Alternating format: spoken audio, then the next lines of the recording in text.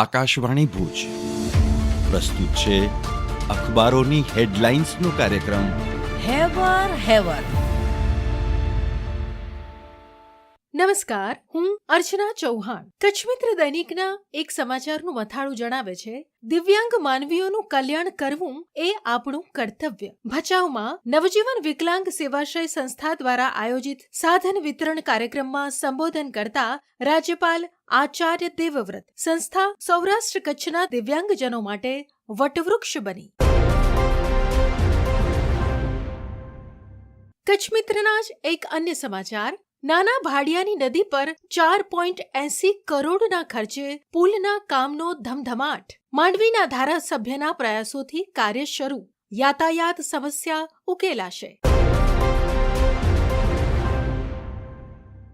એક વધુ સમાચાર કચ્છ મિત્રમાંથી. ભારતીય કિસાન સંઘના સંગઠન વિસ્તાર પર ભાર મુકાયો. કિસાન સંઘના ભુજ તાલુકાનો પ્રશિક્ષણ વર્ગ યોજાયો.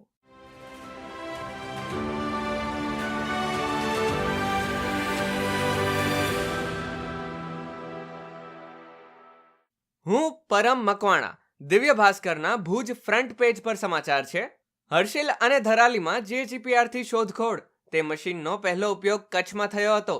સરકારે લોકસભામાં પણ કહ્યું કે 2001માં ભૂકંપ વખતે રણ અને બન્નીમાં સંશોધનમાં મદદ મળી. દિવ્ય ભાસ્કરના અન્ય એક સમાચાર, કચ્છની એક સમયની લોકલ હસ્તકળા આજે ગ્લોબલ બની ગઈ. નાબાર્ડના ચીફ જનરલ મેનેજર ભૂપેશ કે સિંઘલની ઉપસ્થિતિમાં કચ્છની હસ્તકળાના ગુણગાન. ભુજમાં રાજ્ય કક્ષાના હેન્ડલૂમ એક્ઝિબિશનનો પ્રારંભ. દિવ્ય ભાસ્કરમાં છેલ્લા પાને સમાચાર છે, સરહદી અબડાસાના દરિયા કિનારે વધુ એક કન્ટેનર તણાઈ આવ્યું. તપાસનો દોર શરૂ. સૈયદ સુલેમાન પીર ટાપુ અને શિયાળબારી બાદ સુથરી કિનારે આવી ગયેલા કન્ટેનરથી એજન્સીઓ દોડતી થઈ. હાલ દરિયામાં ભારે કરંટ હોવાથી ફસાયેલા કન્ટેનરોને હજુ સુધી બહાર કાઢી શકાયા નથી.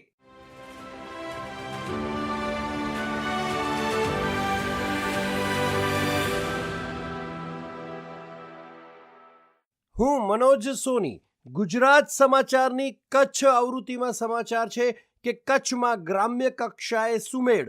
સહયોગ વધારવા પોલીસ સરપંચ પરિસંવાદ.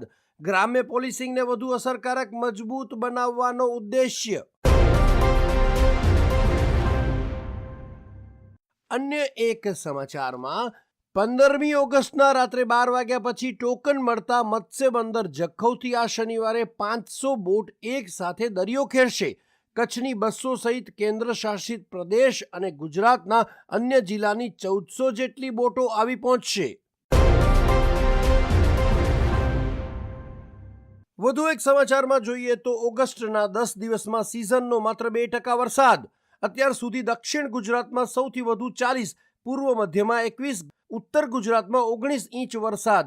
ધમાકેદાર શરૂઆત બાદ ચોમાસાની ગતિમાં ઘટાડો.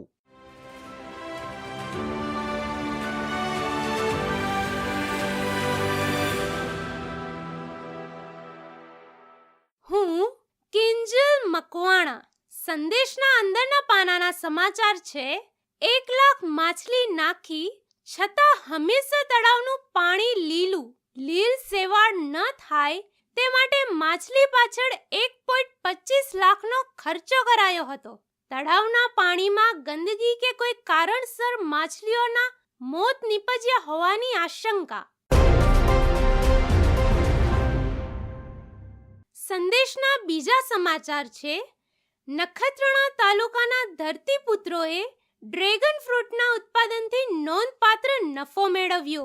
વિથોણ, દાવડા, સાંગનારા અને અંગિયા સહિતના ગામોમાં વ્યાપક ઉત્પાદન.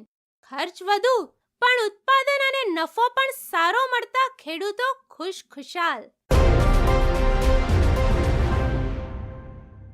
સંદેશના છેલ્લા પાનાના સમાચાર છે, રેલવે દ્વારા સણોસરાથી દહેજ માટે મીઠાની પહેલી રેકને રવાના કરાઈ.